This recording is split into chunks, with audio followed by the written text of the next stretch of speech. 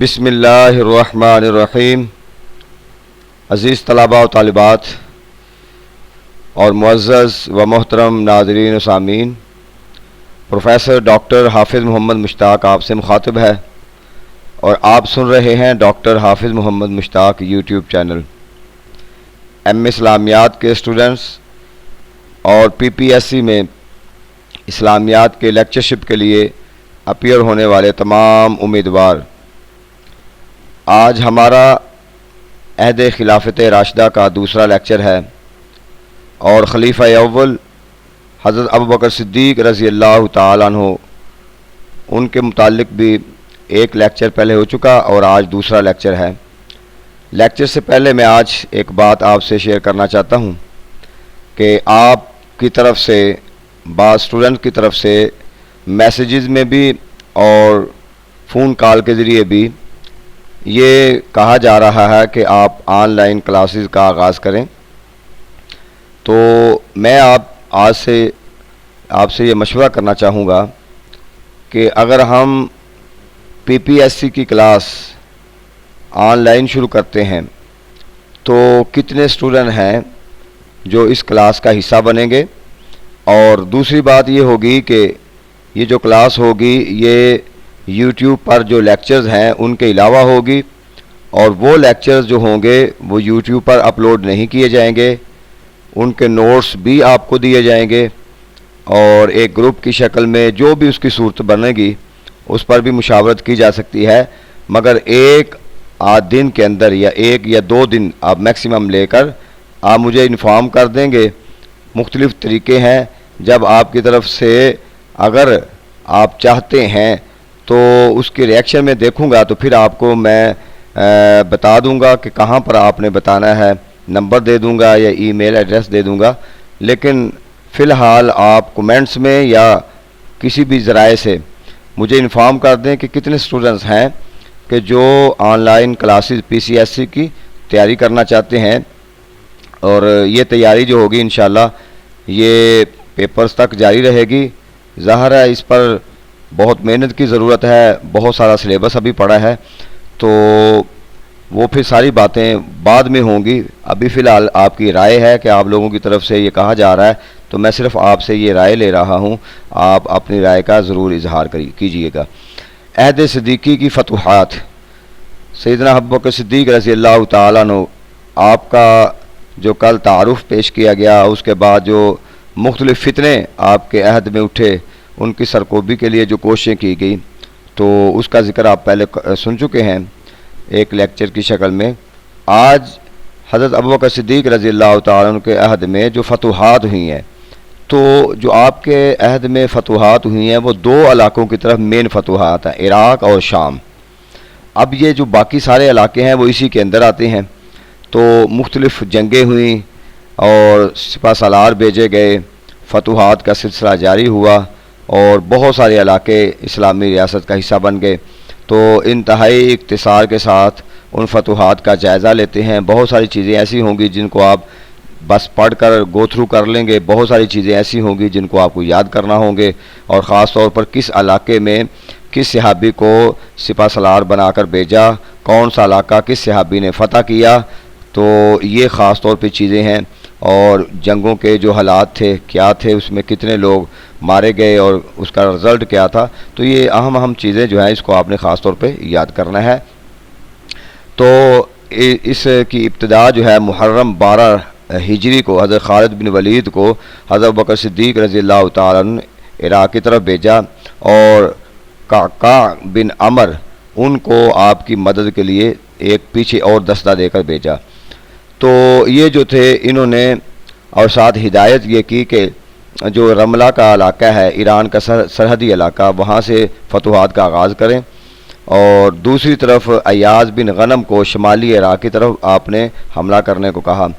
خالد بن ولید نے ہرمز کو مبارزت، یعنی پہلا جو مارکا ہوا اس کے خلاف ہوا، مبارزت چیلنج کو کہتے ہیں، اس کے لیے پکارا۔ وہ گھوڑے سے نیچے اترا اور حضرت خالد بن ولید اس کے مقابلے کے لیے خود گئے اور اس کو قتل کر دیا، اور ایرانی فوج جو تھی وہ بھاگ گئی۔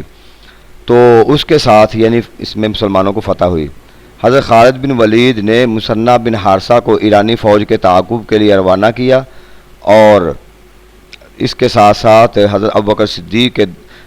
دربار خلافت میں فتح کی خوشخبری سنائی۔ ایران کا جو شہنشاہ تھا اس کو جب خبر ہوئی کہ شکست ہوگی اس کی فوج کو، تو اس نے ایک اور فوج روانہ کی اور اس کا سربراہ جو تھا کارن تھا۔ اس نے بصرہ کے قریب ایک علاقہ صنع کے مقام پر جو ہے وہ پڑاؤ ڈالا۔ حضرت خالد بن ولید رضی اللہ تعالیٰ عنہ اپنی فوج لے کر وہاں پہنچے۔ اس کو اپنی طاقت پر بڑا گمنڈ تھا، فخر تھا۔ اس نے چیلنج کیا کہ میرے مقابلے میں کون آئے گا، اور ایک تو یہ اپنے پہلے جو شکست کا بدلہ لینے کے لیے آیا تھا، تو اسلامی فوج میں سے ایک بہادر نوجوان نکلا، اس نے کارن کے ساتھ مقابلہ کیا اور کارن کو قتل کر دیا۔ اس کے قتل ہوتے ہی ایرانی فوج منتشر ہو گئی، کچھ نہر میں ڈوب کر مر گئے، کچھ بچ کر نکل گئے کشتیوں میں، اور کچھ ویسے مارے گئے۔ شہنشاہ ایران کو جب ان کی شکست کی خبر پہنچی تو اس نے ایک بہادر ایرانی جس کا نام تھا اندرز گر کو زبردست بہت بڑی فوج دے کر بھیجا، اور اس کے پیچھے ایک اور فوج کو بھیجا۔ تو یہ جو تھے بلجا کے مقام پر انہوں نے پڑاؤ ڈالا۔ تو 633 عیسوی جنگ بلجا، اس جنگ میں حضرت خالد بن ولید رضی اللہ تعالیٰ عنہ اپنا لشکر لے کر مقابلے میں پہنچے۔ دونوں فوجوں میں بڑی سخت لڑائی ہوئی۔ ایرانیوں کو اب یہ جو دیکھیں، یہ جو آپ کو اس میں مین چیزیں یاد کرنے والی ہیں، ایک تو یہ جنگوں کے نام، کون کون سی جنگ ہوئی حضرت خالد بن ولید کی سربراہی میں جب آپ نے عراق فتح کیا، ایک بات، اور دوسری بات یہ ہے کہ مقابلے میں کون کون آیا اور کتنی فوجیں لے کر آیا، اس کا رزلٹ کیا نکلا۔ تو اس کے اندر بھی دونوں فوجوں میں لڑائی ہوئی، ایرانیوں کو شکست ہوئی، اور اس کا جو دوسرا سربراہ، یعنی ہر فوج میں آپ کو پتہ ہے کہ ایک آگے پہلے سربراہ بھیجتے، پھر ان کی مدد کے لیے دوسرا سربراہ بھیجا جاتا، تو اسی طرح ایرانیوں نے اس کے جو پہلی ایک فوج بھیجی تھی جو کہ ولجا کے مقام پر ایرانی بہادر آیا تھا، تو اس کی مدد کے لیے بہمن جادویہ اس کو پیچھے جو ہے بھیجا، لیکن یہ اس جنگ کے اندر اپنی جان بچا کر بھاگ نکلا۔ اور اس جنگ میں قبیلہ بنی بکر کے عیسائی جو تھے انہوں نے بھی ایرانیوں کا ساتھ دیا، اس لیے کہ وہ پہلے کئی جنگوں میں جو عیسائی مر چکے تھے اور ان کا وہ بدلہ لینا چاہتے تھے، تو لہٰذا ان کو بھی شکست ہوئی۔ اس کے بعد ہے جنگ الیس، صفر 12 ہجری میں ایرانی فوج جابان، یہ ایک تو ہے نا جاپان، وہ نہیں ہے جابان، اس کی سربراہی میں الیس کے مقام پر انہوں نے پڑاؤ ڈالا۔ حضرت خالد بن ولید رضی اللہ تعالیٰ عنہ بھی اپنی فوج لے کر مقابلہ کے لیے پہنچے۔ تو یہاں بھی بڑی خون ریز جنگ ہوئی، مگر شام ڈلنے، اب یہ جو تھے جابان جو تھا، اس کو امید تھی کہ میرے ساتھ پیچھے ایک اور فوج کا دستہ آئے گا، اس کی مدد کے لیے آئے گا، وہ انتظار کرتا رہا، ساتھ جنگ ہوتی رہی۔ شام کا سورج ڈلنے سے پہلے اتنی خون ریز جنگ ہوئی کہ وہ ایرانیوں کے قدم اکھڑ گئے اور وہ بھاگ نکلے، اور ساتھ وہ بنی بکر کے جو فوجی تھے وہ بھی بھاگ نکلے، اور بھاگتے ہوئے ہزاروں لوگ یہ مارے گئے، تو مسلمانوں کو اس میں فتح ملی۔ جنگ ہیرا، جنگ الیس سے فارغ ہو کر حضرت خالد بن ولید نے ہیرا کا رخ کیا۔ یہ عراقی عربی رئیسوں کا صدر مقام تھا، یعنی عرب کے جو رئیس بڑے بڑے تھے وہ یہاں پہ رہتے تھے۔ حضرت خالد بن ولید رضی اللہ تعالیٰ عنہ نے جو رستہ اختیار کیا وہ دریا کا رستہ اختیار کیا، یعنی کہ دریا کے رستے تک وہاں پہنچے، اور جب اچانک اس علاقے میں پہنچے تو وہاں کا جو رئیس تھا وہ بھاگ نکلا، اور باقی لوگ اس محلات کے اندر تھے۔ آپ نے محلات کا محاصرہ کر لیا، اور جب محاصرہ کر لیا تو ان کے جو رؤساء تھے انہوں نے مشورہ کیا اور کہا کہ ایک ہی حل ہے کہ ان سے صلح کر لی جائے۔ تو آخرکار 90,000 درہم سالانہ 1,90,000 درہم سالانہ پر صلح، یعنی یہ جزیہ دے کر انہوں نے صلح کر لی، اور آپ نے وہاں پر پھر باقاعدہ طور پہ مختلف علاقوں میں سپہ سالار قائم کیے، وہاں پہ جو ہے اسلامی جو اصول و قوانین تھے اس کو اپنایا، لوگوں کے ساتھ اچھا برتاؤ کیا۔ تو یہ دیکھ کر جو ارد گرد کے رؤساء تھے، قبائل تھے، انہوں نے بھی اسی میں عافیت محسوس کی کہ وہ بھی جزیہ دے کر صلح کر لیتے ہیں۔ تو اس طرح اس جنگ کے نتیجے میں 20 لاکھ سالانہ رقم جو ہے وہ وصول ہونے لگی۔ تو یہ ساری رقم جو تھی حضرت ابوبکر صدیق رضی اللہ تعالیٰ عنہ، اور پھر یہاں کے رؤساء نے بہت بڑے گفٹ بھی، تحفے بھی دیے، لیکن آپ نے جب حضرت ابوبکر صدیق رضی اللہ تعالیٰ عنہ کے پاس تحفے بھیجے اور جزیہ بھیجا، تو حضرت ابوبکر صدیق نے فرمایا کہ یہ جو جزیہ ہے اور تحفے، ان میں کوئی فرق نہیں کیا جائے گا، یہ تحفے بھی جزیہ کا حصہ ہی ہیں، اسی بیت المال میں اس کو جمع کر دیا جائے گا۔ فتح انبار و عین التمر، حضرت خالد بن ولید نے ہیرا کے مقام پر کاکاک بن عمر کو اپنا قائم کیا تھا اور خود انبار کی طرف روانہ ہوئے تھے۔ وہاں شیرزاد حاکم سے مقابلہ ہوا۔ اس نے کیا کیا کہ اپنے دفاع کے لیے ارد گرد کھندق کھود دی، بڑی کھندق تھی جو کہ عبور نہیں ہو سکتی تھی، تو مسلمانوں نے اونٹ ذبح کر کے اس خندق کو بھرا اور پھر اس کے اوپر سے یعنی پل بنا کر اس کے اوپر سے گزرے، اور جب یہ گزرے تو ان کے لیے یہ ایک ایسا منظر تھا خوفناک قسم کا کہ مسلمان اتنی چالاکی کے ساتھ اور تیزی کے ساتھ خندق کو عبور کر کے ان کے پاس آ گئے، سنبھل نہ پائے، تو لہٰذا انہوں نے اسی میں عافیہ سمجھی کہ مسلمانوں کے ساتھ صلح کر لی جائے جزیہ کے طور پر، اور اس کے بعد عین التمر بھی ساتھ علاقہ تھا، اس کو بھی انہوں نے فتح کر لیا۔ فتح دومتۃ الجندل، حضرت خالد بن ولید رضی اللہ تعالی عنہ، آپ نے ایاز بن غنم جو ہے ان کا خط ملا آپ کو، جن کو آپ بھیجا تھا حضرت ابوبکر صدیق رضی اللہ تعالیٰ عنہ نے دوسرے علاقے میں، تو انہوں نے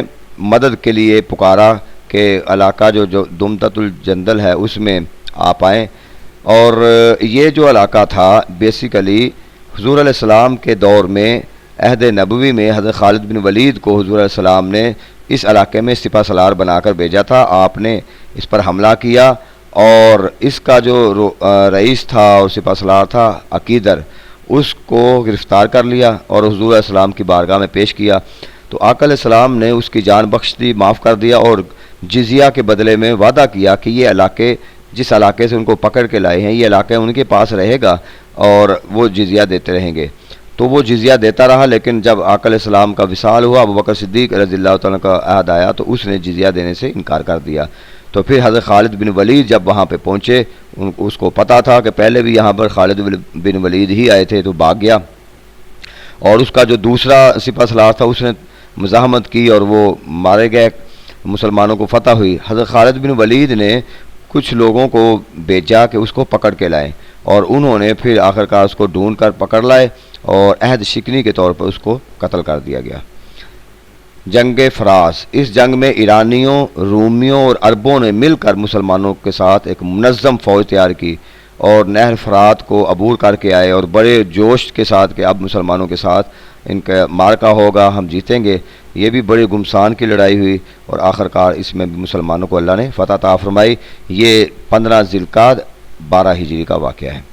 تو یہ مختلف جنگیں ہیں، اور ان جنگوں کے نتیجے میں جو عراق کا علاقہ تھا اور اس کے ملحقہ علاقے تھے اس میں مسلمانوں کو فتح حاصل ہوئی۔ تو عراق کو بیسیکلی اب آپ کو ایک جو بات یاد کرنی ہے، عراق کے فاتح کون ہیں؟ حضرت خالد بن ولید۔ فاتح عراق کون ہیں؟ حضرت خالد بن ولید۔ اب یہ چھوٹی موٹی جنگیں ساری جو بھی ہیں، ظاہر ہے بنیادی طور پہ سپہ سالار وہ تھے، آگے انہوں نے کئیوں کو سپہ سالار بنا کر مختلف علاقوں میں اگر بھیجا، تو عراق کے فاتح حضرت خالد بن ولید رضی اللہ تعالیٰ عنہ۔ آگے یہ بڑی اہم چیز ہے شام کی فتوحات۔ حضرت ابوبکر صدیق رضی اللہ تعالیٰ عنہ نے 13 ہجری میں صحابہ کرام سے مشورہ کر کے شام پر لشکر کشی کا جو ارادہ ظاہر کیا، اور اس کی تفسیر یہ ہے کہ حضرت ابو عبیدہ کو حمص کی طرف حملہ کرنے، یزید بن ابی سفیان کو دمشق پر، شرجیل بن حسنہ اردن پر، اور عمر بن عاص کو فلسطین پر مامور کیا۔ یعنی یہ سارے علاقے شام کے علاقے ہیں، اور یہ مجموعی طور پر جو مجاہدین کی تعداد تھی وہ تقریباً 26,000 تھی، اور یہ آخرکار یہ جب وہاں سے نکلے، مختلف 4 گروہ تھے، 4 سپہ سالار تھے، مختلف علاقوں پر کی طرف جب نکلے تو ان کے مقابلے میں ہرقل، اب وہ جو اس کی تھوڑا سا پس منظر یہ ہے کہ جب مسلمان نکلے تو یہ جو ہرقل تھا ان دنوں یہ فلسطین میں تھا، اور اس نے اپنے رؤساء جو تھے ان سے مشورہ کیا کہ مسلمان جو ہیں وہ بڑے خطرناک ہیں، ان سے صلح کر لی جائے۔ ان کے رؤساء نے کہا کہ نہیں، ہم جنگ لڑیں گے۔ تو جنگ پر مجبور کیا۔ یہ آخر کار اس نے پھر جو ہرکل کا بھائی تھا تزارک، وہ 90,000 کی فوج لے کر عمر بن عاص کے مقابلے میں آیا۔ اس کے بعد جریر بن تودر یہ 50,000 فوج لے کر یزید بن ابی سفیان کے مقابلے میں، کیکار بن نستوت 60,000 فوج لے کر ابو عبیدہ کے مقابلے میں، اور دراکس 40,000 کی فوج لے کر شرجیل بن حسنہ کے مقابلے میں روانہ ہوا۔ تو یہ ہے جو ان کے مقابلے کے لیے اتنی بڑی فوج لے کر وہ لوگ آ گئے۔ اور جب مسلمانوں نے دیکھا، سپہ سالار مسلمانوں نے دیکھا فوج مجاہدین کے جو سالار اعظم تھے، تو انہوں نے ان میں سے حضرت عمر بن عاص نے مشورہ دیا کہ ہم 4 دستوں کو الگ الگ رکھنے کی بجائے اکٹھا کر لیں ساری فوج کو، اس طرح اجتماعی طاقت بڑھ جائے گی۔ حضرت ابو بکر صدیق رضی اللہ تعالیٰ عنہ کے مشورہ سے انہوں نے فوج کو اکٹھا کیا، اس کو سب نے پسند کیا۔ اسی دوران حضرت خالد بن ولید رضی اللہ تعالیٰ عنہ جو تھے وہ عراق کے علاقوں سے فتوحات سمیٹتے ہوئے جلدی کے ساتھ، سرعت کے ساتھ 10,000 کا مزید لشکر لے کر پہنچ گئے، اور اس طرح اسلامی فوج کی تعداد جو تھی وہ 36,000 ہو گئی۔ تو اس کے مقابلے میں رومی فوج وہ 2,40,000 تھی۔ تاریخ میں ایسے مقابلے بھی ہوئے ہیں کہ 36,000 مسلمان اور 2,40,000، یہ کتنے گنا بنتی ہے آپ اندازہ کر سکتے ہیں۔ تو یہ دونوں فوجیں تھیں، یہ جنگ یرموک کے مقام پر ان کا آمنا سامنا ہوا۔ تو حضرت خالد بن ولید رضی اللہ تعالیٰ عنہ نے بڑی زیرک اور بڑی ایک اپنی عقل مندی ذہانت کی بنیاد پر اپنی جو فوج تھی 40 دستوں میں ان کو تقسیم کیا، مختلف دستوں کے مختلف صحابہ جو تھے ان کو سپہ سالار بنایا، اپنا دستہ سینٹر میں رکھا، اس طریقے سے رکھا کہ جب لڑائی ہوئی تو ان کی فوج جو تھی وہ آپس میں تقسیم ہو گئی۔ یعنی بڑی مہارت کے ساتھ، جنگی مہارت کے ساتھ حضرت خالد بن ولید رضی اللہ تعالیٰ نے جنگ لڑی، اس لیے کہ یہاں پر یہ جو جنگ تھی یہ تاریخ کی بڑی بہت عظیم الشان جنگ ہے،